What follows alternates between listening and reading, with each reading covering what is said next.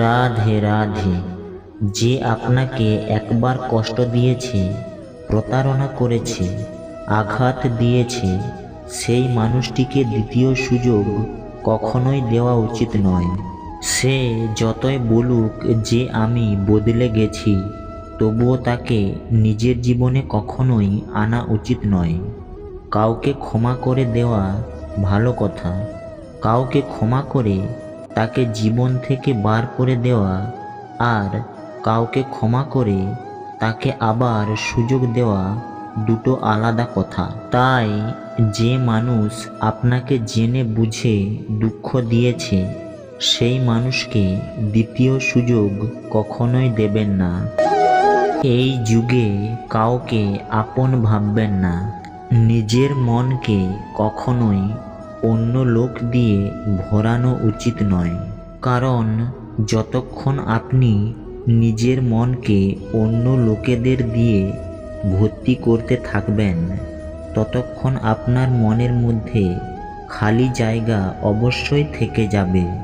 কারণ কেউ সবসময় আপনার সাথে ছিল না, আর থাকবেও না।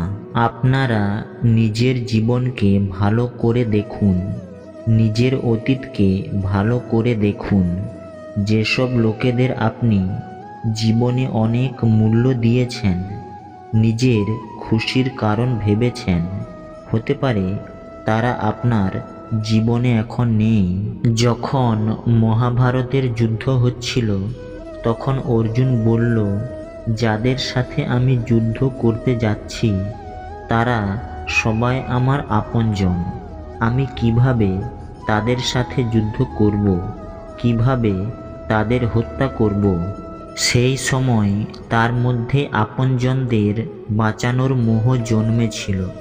তখন শ্রীকৃষ্ণ তাকে গীতার জ্ঞান দিলেন, বললেন, তুমি যাদেরকে নিজের বলে ভাবছ, আত্মীয় ভেবেছ, তারাই সেই লোক যারা তোমাকে অর্থাৎ পঞ্চ পাণ্ডবদের বারবার হত্যা করার চেষ্টা করেছিল। এরাই সেই লোক যারা তোমার স্ত্রী দ্রৌপদীকে ভরা সভায় নগ্ন করার চেষ্টা করেছিল।